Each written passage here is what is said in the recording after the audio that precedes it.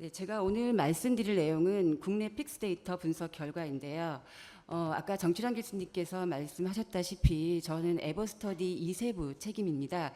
그래서 에버스터디 이세부의 현황을 말씀드리고 사실은 이세부 결과는 앞으로 1년 뒤에 나오기 때문에 제가 그 에버와는 별개로 이전에 시작해서 지금은 그 자료 수집을 모두 종료한 다른 연구의 결과를 오늘 말씀드리고자 합니다.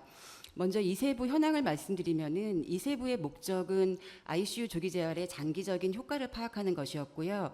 1세부가 RCT라면 이세부는 프로스펙티브 코호트 스터디 설계를 저희가 선택을 했고, 참여자는 1세부 과정에서 참여한 다음에 퇴원하는 환자 200명과 플러스 거기에 저희가 그 환자들을 돌보는 가족 200명에 대한 조사를 같이 했습니다. 추적 기간과 방법은 퇴원 후 136 12개월의 전화 설문을 통해서 했고, 결과 변수는 프라이머리 아웃컴 같은 경우에는 환자는 픽스, 그리고 삶의 질, 가족의 경우에는 픽스 F, 즉 픽스 패밀리, 가족의 픽스를 같이 조사를 했습니다. 뭐 기타 관련 요인은 참고하시면 되겠고요. 전체적인 그 이세부의 프레임은 1개월, 3개월, 6개월, 12개월 차에 전화로 여기 나와 있는 것처럼 환자에게는 포스트 인텐시브 케어 신드롬 각각의 도구들을 적어 놓았으니 참고하시면 되겠고요. 퀄리티 오브 라이프, 그리고 가족은 포스트 인텐시브 케어 신드롬 패밀리, 이런 식으로 진행을 했습니다. 2024년 5월 24일 기준 에버트 스터디의 현황을 말씀드리면은 지금 24일 기준 전체적으로 1세부에서는 200명 인로를 완료했지만 2세부까지 넘어온 환자는 한 달 전 기준 153명입니다. 이 안에는 사망한 환자도 포함이 되어 있고 아직 태어나지 못한 환자, 그리고 이제 이세부에 와서 조금 거절하시는 분들 계세요.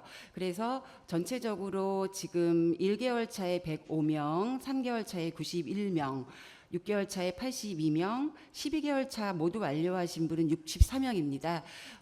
그리고 지금 이 그래프를 보시면은 이제 맨 우측에 있는 환자는 퇴원 후에 사망한 숫자이고, 거절한 숫자, 그리고 완료한 그 인원수는 파란색으로 표시가 되어 있고요. 아직 21명이 남아 있기 때문에 만약에 21명이 거의 다 해주신다 하면은 전체적으로 이세부에 넘어온 환자의 50% 이상이 1년 팔로업을 완료할 수 있게 됩니다. 그렇게 나쁜 그 추적 조사율은 아닌 것 같습니다. 그래서 여태까지 지금 말씀드린 거는 여태까지 진행되었던 이세부 현황이고요. 지금부터는 이 에버스터디가 아닌 제가 이전에 그 종료했던 그 중환자 퇴원 환자의 코호트 연구 결과를 말씀드리겠습니다. 이 연구는 2019년부터 2022년까지 여기 부산에 있는 4개 대학병원의 19개 ICU 생존자 891명을 2년간 추적 조사한 결과입니다. 저희가 이 연구 같은 경우에도 사실 1000명, 각 ICU당 250명을 할당을 했었는데 코로나가 중간에 발생을 해서 부산대학병원 같은 경우에는 국가지정병원이어서 중간에 뭐 연구원들이 전혀 이렇게 출입이 불가능하게 되어서 891명으로 종료가 되었고요. 이 표는 우리 환자들의 그 특성을 그림으로 그려놓은 건데, 뭐 전체적으로 보시면은 에버스터디에 비해서 중증도가 많이 낮습니다.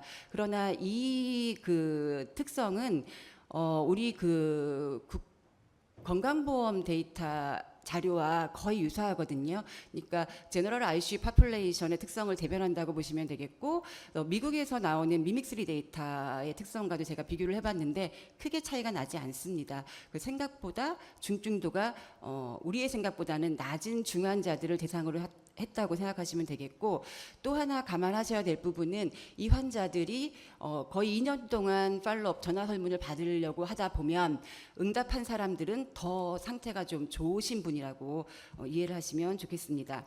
3가지 연구 중에서 첫 번째로 저희가 이미 이제 퍼블리시가 완료된 연구인데요. 이거는 픽스 프리벌런스에 관한 건데 저희 연구 논문 제목을 코비드-19 팬데믹 팬데믹 기간 동안 넌 코비드 19 ICU 서바이버들의 픽스가 어느 정도인지를 보여주는 결과라고 보시면 되겠고요.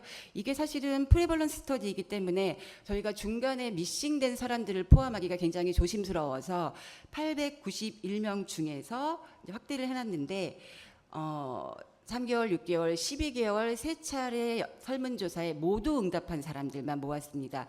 그래서 N수가 237명으로 적다는 것을 이해를 해주셨으면 좋겠고요. 전체적으로 프리밸런스를 보시면은 3개월, 6개월, 12개월의 오버롤 픽스 프리밸런스가 44%, 45%쯤 되죠. 38%, 47%, 요 정도 됐었는데 세 번 다 응답한 사람들이라고 생각을 하시면 약간의 뭐 한 50% 이상은 된다라고 보시면 되겠는데 멘탈이 가장 높았고요. 코그니티브 그다음에 피지컬이 가장 낮았습니다. 혹시 픽스에 대해서 잘 익숙하지 않은 선생님들을 위해서 간단하게 정의를 설명드리면 포스트 인텐시브 케어 신드롬은 중환자실 치료 이후에 새롭게 발생하거나 아니면 좀 더 악화된 신체적, 정신적, 인지적 문제를 의미합니다. 보시면 선생님들이 의아하게 생각하실 거예요. 아까 정치랑 교수님께서 랜드마크 스터디에서 뭐라고 했냐면은 이게 이제 5년 동안 지속되지만 차츰 좋아지는 그래프를 보여드린 적이 있을 거예요. 아마 이 피지컬 그래프가 그런 티피컬한 픽스의 그 변화라고 보신다면은 선생님들이 보시기에 지금 멘탈과 코그니티브가 이상하게 3개월에서 6개월, 그다음에 12개월 차에 오히려 더 증가한 거를 확인할 수가 있습니다. 저희도 굉장히 이상하게 생각을 해서 이제 분석을 좀 해보았는데 중간에 저희가 전대미문의 코비드 19 팬데믹이라는 이벤트가 있었기 때문에 대상자를 나눴습니다. 그룹 A는 코로나의 영향이 심각해지기 전에 서베이가 다 끝난 그룹을 그룹 A라고 했고요. 기간을 나눠서 그룹 B는 코로나 영향을 정말 많이 받았다고 생각하는 그룹으로 나누어서 했더니 상당한 차이가 있었습니다. 시간 관계상 전체를 보여드리면 올 파티스펀트들이 44.7%에서 시작해서 좋아졌다가 다시 픽스가 올라갔다면 지금 그룹을 두 그룹으로 나누었을 때 보면 A그룹, 즉 코로나 영향을 안 받았다고 덜 받았다고 생각하는 그룹은 저희가 원래 생각했던 거와 마찬가지로 시간이 지날수록 좋아졌고요. 반대로 코비드 19의 영향을 좀 많이 받았을 것이라고 생각했던 그룹들은 이렇게 나빠졌습니다. 이렇게 이해를 해주시면 좋겠고요. 이 연구를 저희가 투고했을 때 심사위원들이 저희가 그 대상자 인클루전 할 때 이전에, 그러니까 중환자실 입원하기 이전에 기존에 가지고 뭐 우울증이라든지 아니면 장애라든지 이런 걸 가지고 있던 사람들은 전부 제외했거든요. 그래서 저희가 굳이 프리밸런스라고 하지 말고 인시던스로 해도 되겠다라고 했지만 저희가 좀 보수적으로 특별하게 어떤 의사의 진단을 받아서 제외한 게 아니었기 때문에 이때는 유지를 했고요. 그다음 두 번째 연구를 소개해 드릴 텐데 이 두 번째 연구부터는 이제 인시던스라는 용어를 좀 자신 있게 사용을 하게 되었습니다. 이 두 번째 연구 같은 경우에는 3개월 차 픽스를 대상으로 픽스가 지금 제가 말씀드린 바와 같이 신체 정신 인지라 한다면 이게 이제 어느 한 영역에만 발생하는 게 아니라 각 영역이 중복되어서 발생할 수 있잖아요. 그래서 픽스프리까지 포함을 한다면 토탈 8가지 서브타입으로 나눌 수가 있는데 그 각 서브타입의 발생 현황이 어떤가를 좀 보기 위해서 저희가 3개월 차에 응답했던 475명을 대상으로 서브타입 어널리시스를 하고 각각의 하부 요인에 영향을 주는 것들, 그러니까 하부 타입에 영향을 주는 요인들이 무엇인가를 분석을 한 연구입니다. 그래서 전체적으로 보면은 약 50%의 대상자들이 픽스가 없었습니다. 그리고 멘탈이 31%, 코그니티브가 25%, 그리고 피지컬이 약 20%의 환자들이 이 양성으로 나타났었는데 가만히 보시면은 이제 중복이 있다라는 거를 선생님들이 숫자를 통해서 확인이 가능하시고요. 그래서 전체적으로 이 8가지 서브타입들이 어떤 식으로 발생되었는가를 보시면은 50%는 픽스 프리고 멘탈과 코그니티브와 피지컬이 각각 한 개의 영역만 침범받았던 환자들이 약 30%였고요. 그 다음에 전체적으로 14%의 환자들은 2가지 영역에 문제가 있었고 6.3%의 생존자들은 all three area, 그러니까 멘탈, 피지컬, 코그니티브에 다 문제가 있었습니다. 참고를 하시면 될 것 같습니다. 다음은 이 그 각각의 영역별로 위험 요인은 무엇인가를 분석을 했는데, 지금 뭐 멘탈, 피지컬, 코그니티브에 선생님들이 다 아실 만한 나이가 많거나 여성이거나 에듀케이션 뭐 고등학교 졸업 미만이다 그러면 인지 기능에 조금 차이가 있었고요. 그다음에 뭐 인플로이먼트, 기저질환, 그리고 뭐 ICU가 뭐 응급 입원이었는가 아니면은 계획된 입원이었는가, 랭스 오브 스테이까지 다 좀 아실만한 위험 요인들인데, 마지막에 보시면은 디스처지 플레이스가 있는데, 여기에 가정이 아니라 뭐 요양병원이나 아니면은 재활병원과 같은 익스텐디드 케어 퍼실리티로 퇴원했던 환자들의 경우 멘탈, 피지컬, 코그니티브 모든 영역의 위험 요인이 되는 것으로 나타났습니다. 그 두 번째 위험 요인 분석은 어떻게 생각하면 픽스의 강도라고 할 수 있는데요. 한 개 영역, 그다음에 두 개 영역, 모든 세 개 영역에 그 영향을 줄 수 있는 위험 요인들은 무엇인가를 분석을 한 거였거든요. 그래서 앞부분과 마찬가지로 나이라든지 그다음에 여성인가 기저질환이 있나 다 영향을 주었는데, 이 세 개 영역의 영향을, 그러니까 세 개 영역의 픽스가 발생할 수 있을 가능성의 위험성에 영향을 주는 요인이 중요하다고 생각한다면, 나이가 많거나 여성이거나 또는 기저질환이 2개 이상이거나 마지막에 보시면은 요양병원으로 태어나는 이런 경우가 가장 위험한 요인이 될 수 있다라고 이해를 하시면 되겠습니다. 그래서 이 연구를, 두 번째 연구를 요약을 해드리면은 약 50%의 ICU 생존자들이 퇴원 3개월 후에 픽스를 경험하고 있다라는 걸 알 수 있었고, 생존자들의 약 20% 이상은 픽스의 2개 또는 3개 영역의 손상을 받고 있습니다. 그리고 재활 또는 요양병원으로의 퇴원은 모든 픽스 서브타입의 위험 요인이 되었고, 고령, 여성, 기저질환 ICU 입원 일수, 재활, 요양병원 퇴원은 픽스의 강도를 높이는 위험 요인이라고 간주할 수 있겠습니다. 마지막 연구인데요. 이 마지막 연구는 픽스가 아웃컴이 아니고 퀄리티 오브 라이프, 즉 그 생존자들의 건강 관련 삶의 질에 픽스가 어떤 영향을 미치는가, 이거를 보기 위한 연구인데, 저희가 그 퀄리티 오브 라이프를 SF36 버전 2로 측정을 했는데요. 퀄리티 오브 라이프 같은 경우에는 12개월 이후에도 24개월 차에 한 번 더 측정을 했습니다. 그래서 이 그 스터디 플로우를 보시면은 저희가 그 픽스가 3개월, 6개월 때 가장 심각하고 12개월 차 때는 어느 정도 안정되게 회복된다라는 가정하에 3개월, 6개월 차 둘 중에 한 번이라도 응답을 한 사람들을 대상으로 했고, 이 사람들의 데이터를 24개월까지 추적을 했는데, 아무래도 이제 타임 시리즈 데이터이다 보니 미싱 데이터가 있을 거예요. 그건 이제 미싱 임퓨테이션, 통계적인 처리를 하여서 분석을 했습니다.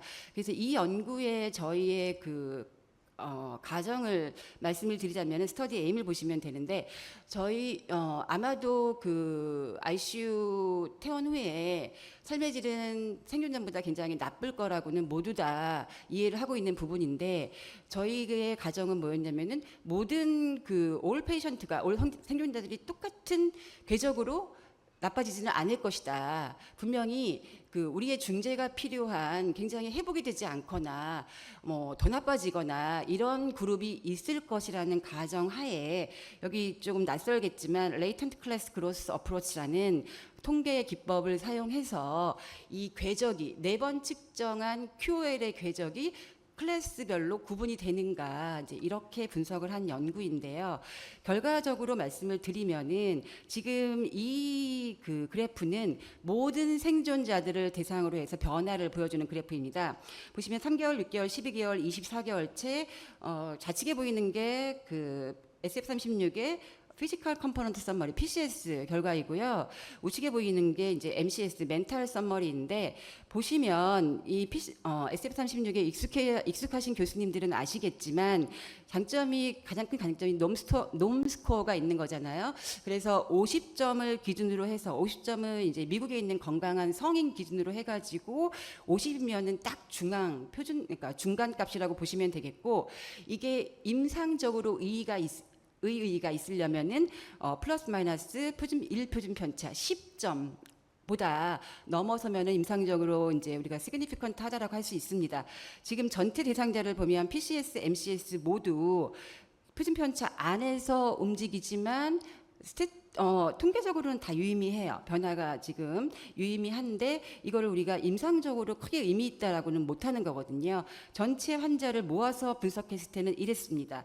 그런데 이게 제가 아까 말씀드렸던 이제 잠재계층 모형을 한 거예요. 굉장히 다르죠. 저희 연구팀에서 이 결과를 보고 너무 이제 좋아가지고 이제 박수를 치고 굉장히 이제 흥분했었는데 좌측에 보시는 게 PCS 썸머리인데요. 세 그룹으로 구분이 되었습니다. 세 그룹으로 구분이 되어서 지금 보시면 MCS, PCS 공이 50점 근처에서 절대로 내려가지 않고, 그러니까 이분들은 ICU 입원에 대해서 크게 영향받지 않은, 아마도 중증도가 낮았거나 굉장히 이제 회복 탄력성이 큰 환자군이라고 생각하실 수가 있겠는데요. PCS의 경우 이런 분들이 276명이었고, 저희가 명명을 할 수 있거든요. 명명은 연구자가 마음대로 할 수 있는 건데 제가 리질런트 스테이블 그룹이라고 명명을 했고, 그다음에 두 그룹은 모두 시작은 3개월 차에는 40점 미만으로, 두 번째 그룹은 30대 후반, 그다음에 세 번째 그룹은 30대 초반으로 시작을 했고, 두 번째 그룹 같은 경우에는 굉장히 어느 정도 그래도 빠르게 회복을 해서 24개월 차에 보면은 거의 50점에 가까워집니다. 그래서 제가 이 그룹은 모더레이트 리커버드 그룹이라고 명명을 했고요.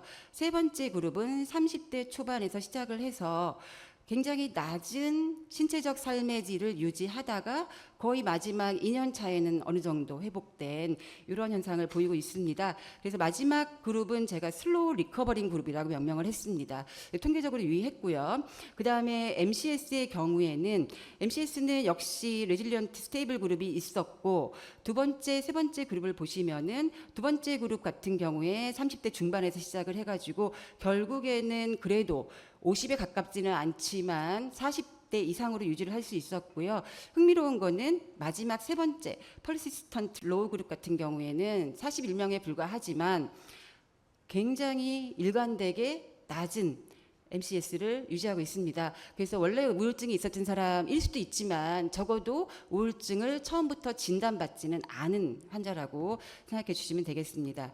그래서 저희가 이렇게 그 각각의 세 그룹으로 구분할 수 있었고, 각 그 그룹을, 즉 우리가 생각하기에 리질런트 스테이블 그룹이 아닌 지금 PCS인데요, 모더레이트 리커버드 또는 슬로우 리커버링 그룹에 할당되게 하는 디터미넌트들이 무엇인가를 통계적으로 분석을 해보았는데, 보시면 아까 우리가 뭐 이전 연구에서 분석했던 위험 요인들과 크게 다르지 않습니다. 나이, 피메일 젠더, 에듀케이션, 그리고 기저질환, 그리고 중요한 거는 어느 장소로 퇴원을 했는가. 이 CF로의 퇴원이 다시 한번 나왔고 굉장히 중요한 그 오즈 레이시오가 높은 위험 요인으로 나왔습니다. 그리고 마지막에 픽스가 이제 위험 요인으로 들어갈 수 있었는데, 픽스 스코어인 경우에도 굉장히 그 통계적으로 유의했습니다.